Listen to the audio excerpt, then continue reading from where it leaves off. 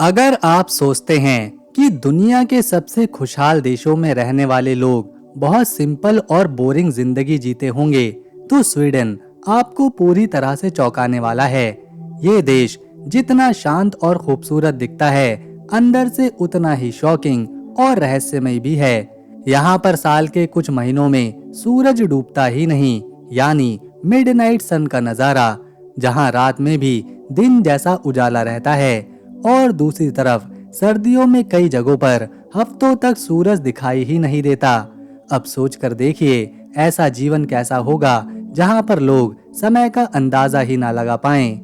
Sweden में आपको कोरमेडबोर्ड यानी हॉट डॉग जैसा स्ट्रीट फूड मिलेगा, और हैरानी की बात यह है कि इन स्टॉल पर आपको केवल फीमेल शेफ और वेंडर ही नजर आएंगे। यहाँ पर खाना सिर्फ खाना नहीं, बल्कि जिंदगी और बराबरी का सिंबल भी है। यहाँ पब्लिक प्लेस पर शोर मचाने या बिना किसी परमिशन के गाना गाने और बजाने पर आपको जुर्माना भरना पड़ सकता है। एक और हैरानी की बात यह है कि इस देश में देह व्यापार कानूनी रूप से मान्य है, लेकिन उनका कस्टमर बनना पूरी तरह से अपराध है। यानी कानून पूरी तरह से एक अलग सोच के साथ बनाया गया है। स्वीडन के लोग लगूम कॉन्सेप्ट पर जीते हैं, मतलब ना ज्यादा न कम, बस परफेक्ट बैलेंस। यही वजह है कि ये देश खुशहाली के मामले में हमेशा पहले नंबर पर आता है। यहाँ के लोग प्रकृति के करीब हैं, वर्क लाइफ बैलेंस को सीरियस लेते हैं और दिमाग की शांति को सबसे ज्यादा महत्व देते हैं। स्वीडन के गमलस्टैन में आपको संकरी गलियां, रंग बिरंगी इमारतें और सदियों पुरानी कहानी आज भी देखने को मिलेंगी।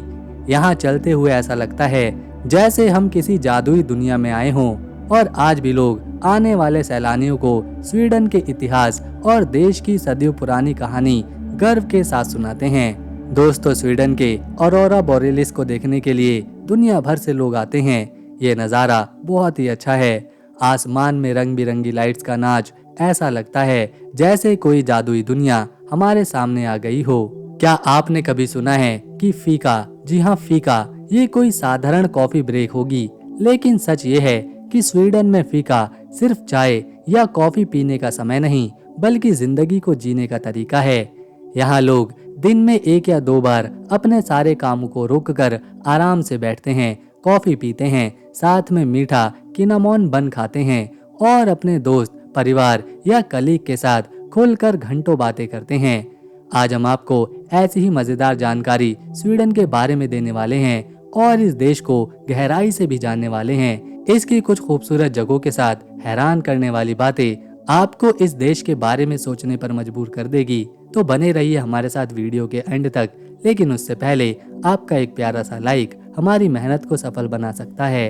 ये है स्वीडन।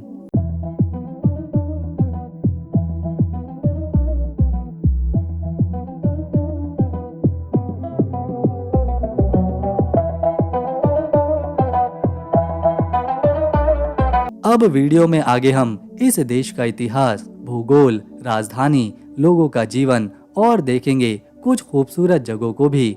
पर आपका वीडियो को एक लाइक करना और चैनल को सब्सक्राइब करना हमारी मेहनत को सफल बना सकता है। ये है स्वीडन। स्वीडन यूरोप के ऊपर वाले हिस्से में है। यह स्कैंडिनेविया इलाके में आता है। इसके पास नॉर्वे, फिनलैंड और डेनमार्क जैसे देश हैं। स्वीडन काफी बड़ा देश है। इसका एरिया लगभग 4.5 लाख वर्ग किलोमीटर में फैला हुआ है, यानी भारत के राजस्थान से थोड़ा सा बड़ा। स्वीडन में 1 करोड़ लोग रहते हैं। यहाँ ज्यादातर ईसाई हैं, मुस्लिम लोग भी यहाँ रहते हैं और बहुत से लोग ऐसे भी हैं जो किसी भी धर्म को नहीं मानते। यूरोप के ज्यादातर देशों में यूरो ही चलता है, लेकिन स्वीडन में अपनी खुद की अलग करेंसी है, जिसे स्वीडिश क्रोना कहते हैं, और 1 क्रोना हमारे देश भारत के 9 रुपए के बराबर वैल्यू रखता है। यहाँ लोग कैश बहुत कम इस्तेमाल करते हैं। हर जगह डिजिटल पेमेंट चलती है, इसीलिए स्वीडन को दुनिया का कैशलेस देश माना जाता है। ये देश दुनिया को एक मशहूर ब्रांड भी दे चुका है, जिसका नाम है आइकिया। ये कंपनी सस्ते, आसान और स्मार्ट फर्नीचर के लिए जानी जाती है। आइकिया की सोच भी स्वीडन की सोच जैसी है, सादा, टिकाऊ और काम की। ये है स्वीडन की राजधानी स्टॉकहोम। ये शहर नया नहीं है। स्टॉकहोम की कहानी 800 साल पुरानी है।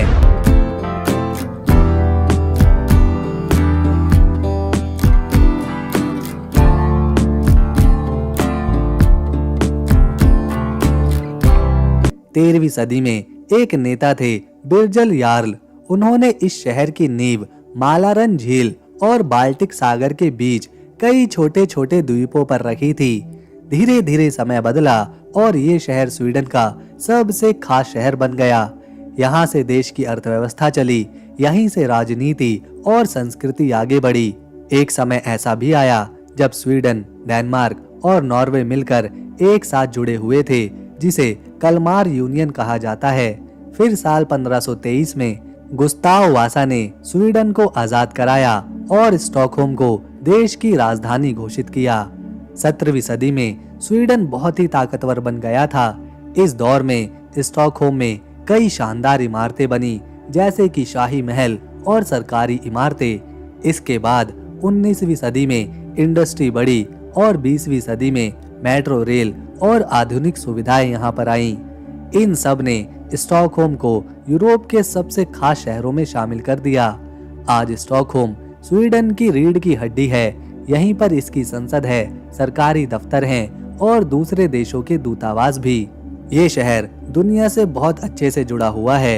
यहाँ अरलांडा इंटरनेशनल एयरपोर्ट है और तेज ट्रेनों का नेटवर्क भी। स्टॉकहोम में करीब 10 लाख लोग रहते हैं। इनमें से लगभग 27% लोग बाहर के देशों से आए हुए हैं, जिससे ये शहर अलग अलग संस्कृतियों का एक अनोखा मेल बन चुका है। इस शहर की खूबसूरती बहुत ही लाजवाब है। एक तरफ पुराना शहर है जहां पतली गलियां और पुराने घर हैं, तो दूसरी तरफ ऊंची इमारतें, खुले पार्क और पानी से घिरे इलाके हैं। यहाँ की मशहूर सड़क ड्रोंटनिंगाटन रेस्टोरेंट, कैफे और दुकानों से भरी पड़ी है। ये जगह लोकल लोगों और टूरिस्टों दोनों को काफी पसंद आती है। स्टॉकहोम कला और संगीत के लिए भी जाना जाता है। यहाँ royal palace, Swedish opera, national museum और मशहूर ABBA म्यूजियम है। शिक्षा के मामले में भी ये शहर काफी आगे है। यहाँ स्टॉकहोम यूनिवर्सिटी और कई बड़े कॉलेज हैं, जिसकी वजह से ये शिक्षा का एक बड़ा केंद्र भी है।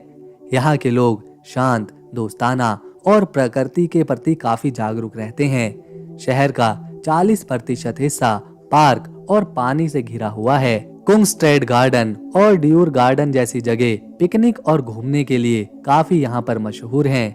यहाँ शिक्षा और इलाज सरकार की तरफ से मुफ्त मिलता है, जिससे लोगों की जिंदगी काफी अच्छी रहती है। ये देश खेलों में भी आगे है। आइस हॉकी, फुटबॉल और विंटर स्पोर्ट यहाँ पर बहुत ही लोकप्रिय हैं। यहाँ पर बच्चे छोटी उम्र से ही खेलों से जुड़ जाते हैं। स्वीडन दुनिया के सबसे सुरक्षित देशों में गिना जाता है। यहाँ पर अपराध बहुत कम है। लोग एक दूसरे पर भरोसा करते हैं और नियमों का पालन करते हैं। यहाँ सरकार और जनता के बीच भरोसे का रिश्ता है। लोग टैक्स देते हैं और बदले में उन्हें अच्छी सुविधाएं दी जाती हैं। रॉयल पैलेस ये 18वीं सदी में बना एक शाही महल है और आज भी स्वीडन के राजा का आधिकारिक निवास है। यहाँ शाही गार्ड बदलने की रस्म लोगों को काफी पसंद आती है। 1990 के बाद स्वीडन ने खुद को पूरी तरह बदलना शुरू किया। शहरों में सुधार हुए, पर्यावरण पर ज्यादा ध्यान दिया गया और लोगों की जिंदगी को बेहतर बनाने पर काम हुआ। इसी का नतीजा ये रहा कि साल 2010 में स्टॉकहोम को यूरोप का पहला ग्रीन कैपिटल का टाइटल दिया गया। स्वीडन की सरकारी भाषा है स्वीडिश, लेकिन यहाँ के 90% लोग अंग्रेजी अच्छे से बोलते हैं और समझते भी हैं। इसीलिए बाहर से आने वाले पर्यटकों को कोई परेशानी नहीं होती। यहाँ के ज्यादातर लोग पढ़े लिखे हैं और एक खास बात यह है कि अब तक सबसे ज्यादा नोबेल पुरस्कार इसी देश ने जीते हैं। स्वीडन अब तक 32 बार अलग अलग क्षेत्रों में नोबेल प्राइज अपने नाम कर चुका है। इस सम्मान की शुरुआत भी यहीं से हुई थी। अल्फ्रेड नोबेल नाम के वैज्ञानिक ने अपनी वसीयत में इस पुरस्कार की नींव रखी थी। आज ये दुनिया का सबसे बड़ा सम्मान माना जाता है। अब बात करते हैं यहाँ के महिलाओं के अधिकारों की। स्वीडन इस मामले में काफी आगे है। साल 1862 में यहाँ महिलाओं को लोकल चुनाव में वोट देने का अधिकार दे दिया गया था और फिर 1921 में महिलाओं ने देश के बड़े चुनाव में पहली बार वोटिंग करी। स्वीडन के लोग मीटबॉल बहुत शौक से खाते हैं। इसे यहाँ कॉड बुल्लार कहा जाता है। ऑफिस में जब ब्रेक होता है तो लोग दोस्तों के साथ कॉफी जरूर पीते हैं। कॉफी के साथ इन्हें केक खाना काफी पसंद है। ये आदत यहाँ की संस्कृति का हिस्सा है और इसे ये लोग फीका कहकर बुलाते हैं। स्वीडन का रिसाइकल सिस्टम दुनिया में काफी अच्छा माना जाता है। यहाँ सिर्फ 1% कचरा जमीन पर डाला जाता है। बाकी कचरे को या तो दोबारा इस्तेमाल किया जाता है या फिर उससे बिजली और गर्मी बनाई जाती है। आइए अब जरा स्वीडन की अर्थव्यवस्था को भी समझते हैं। इस देश की कमाई मुख्य रूप से 5 चीजों पर टिकी है। सबसे पहले आता है उद्योग और एक्सपोर्ट। यहाँ से कार, टेलीकॉम, सामान और दवाइयाँ बाहर भेजी जाती हैं। इससे देश की करीब आधी कमाई होती है। दूसरे नंबर पर है सर्विस सेक्टर, जिसमें आईटी, बैंकिंग और टूरिज्म शामिल है। तीसरे नंबर पर है प्राकृतिक संसाधन, जैसे लकड़ी, कागज, लोहा और पानी से बनने वाली बिजली। चौथे नंबर पर आती है खेती और डेयरी, जिसमें गेहूं, आलू और दूध से बने सामान शामिल हैं। और पांचवें नंबर पर है नवीनकरणीय ऊर्जा, जैसे हाइड्रो पावर और न्यूक्लियर ऊर्जा। स्वीडन आर्किपेलागो, जिसे लोग स्टॉकहोम आर्किपेलागो भी कहते हैं, ये इलाका स्वीडन की राजधानी स्टॉकहोम के पास बाल्टिक सागर में फैला हुआ है। ये दुनिया का सबसे बड़ा आर्किपेलागो माना जाता है। यहाँ हजारों छोटे बड़े द्वीप हैं, जिनमें से ज्यादातर आज भी बिल्कुल प्राकृतिक और अनछुए हैं। ये जगह अपनी शांति, नीले समंदर और हरे भरे नज़ारों के लिए जानी जाती है। सुबह के समय जब सूरज की रोशनी समंदर पर पड़ती है तो पानी सुनहरे और चांदी जैसे रंग में चमकने लगता है। गर्मियों में हरे जंगल, रंग बिरंगे जंगली फूल और पथरीले किनारे हर किसी का दिल जीत लेते हैं। सर्दियों में बर्फ से ढके द्वीप और जमी हुई समुद्री सतह, पूरा इलाका किसी जादुई दुनिया के जैसा लगता है। इस आर्किपेलागो का हर द्वीप अलग है। कहीं पुराने मछुआरों के गांव मिलते हैं तो कहीं पूरी तरह शांत और खाली द्वीप। वॉक्सहॉम और सैंडहैम जैसे द्वीप अपनी पुरानी इमारतों और अच्छे रेस्टोरेंट के लिए मशहूर हैं। यहाँ आने वाले लोग नाव चलाते हैं, काइकिंग करते हैं, मछली पकड़ते हैं और साइकिल चलाने का मजा उठाते हैं। गर्मियों में फेरी से द्वीप की सैर लोगों को काफी पसंद आती है। नीले पानी और हरे जंगलों के बीच से गुजरना मन को बहुत ही सुकून देता है। सर्दियों में लोग यहाँ स्केटिंग और स्कीइंग करने आते हैं। स्थानीय लोग और टूरिस्ट समंदर के किनारे पिकनिक और सूरज को डूबते हुए देखने का मजा लेते हैं। यहाँ समुद्री पक्षी, सील और मछलियों की कई प्रजातियां पाई जाती हैं। कुछ द्वीपों को संरक्षित किया गया है, जो प्रकृति से प्यार करने वालों के लिए किसी जन्नत से कम नहीं। ये है अपसाला कैथेड्रल। ये स्वीडन का सबसे बड़ा और सबसे महत्वपूर्ण चर्च है, जो अपसाला शहर में मौजूद है। इसकी भव्यता और ऊंचाई इतनी शानदार है कि इसे दूर से देखा जा सकता है। इस चर्च का निर्माण 13वीं सदी में शुरू हुआ था और इसे बनने में 150 साल लग गए, जिससे आप अंदाजा लगा सकते हैं ये कितनी ऐतिहासिक और मेहनत से बनाई हुई इमारत है। ये चर्च गॉथिक आर्किटेक्चर का एक शानदार उदाहरण है, जिनमें ऊंचे ऊंचे टावर, नुकीली मेहराबे और खूबसूरत रंगीन कांच की खिड़कियां देखने को मिलती हैं। जब आप इसके अंदर जाएंगे तो आपको एक अलग ही शांति और आध्यात्मिक माहौल महसूस होगा। इसकी विशाल छत और अंदर की सजावट इतनी आकर्षक है कि हर विजिटर कुछ देर के लिए ठहर जाता है। इतिहास के नजरिए से भी ये जगह बहुत खास है, क्योंकि यहाँ स्वीडन के कई राजाओं और महत्वपूर्ण व्यक्तियों को दफनाया गया है। खासतौर पर गुस्ताव वासा, जो स्वीडन के सबसे प्रसिद्ध राजाओं में से एक थे, उनकी कब्र भी यहीं मौजूद है। इसके अलावा ये चर्च स्वीडन के धार्मिक जीवन का भी केंद्र रहा है, जहाँ कई बड़े समारोह और राजकीय कार्यक्रम आयोजित किए जाते हैं। आज के समय में अपसाला चर्च सिर्फ एक धार्मिक स्थल नहीं, बल्कि एक बड़ा टूरिस्ट स्पॉट भी बन चुका है। हर साल हजारों लोग यहाँ इसकी खूबसूरती, इतिहास और शांति को देखने आते हैं। ये है किरूना, स्वीडन का सबसे उत्तरी शहर, जो आर्कटिक सर्कल के अंदर मौजूद है। ये जगह अपनी अनोखी प्राकृतिक खूबसूरती और अनोखे मौसम के लिए जानी जाती है। यहाँ सर्दियों में तापमान -20 डिग्री सेल्सियस या फिर उससे भी नीचे चला जाता है और पूरा शहर बर्फ की सफेद चादर में ढक जाता है। लेकिन यही ठंड इसे खास बनाती है, क्योंकि यहाँ आपको दुनिया के सबसे शानदार नॉर्दर्न लाइट्स यानी ऑरोरा बोरेलिस देखने का मौका मिलेगा।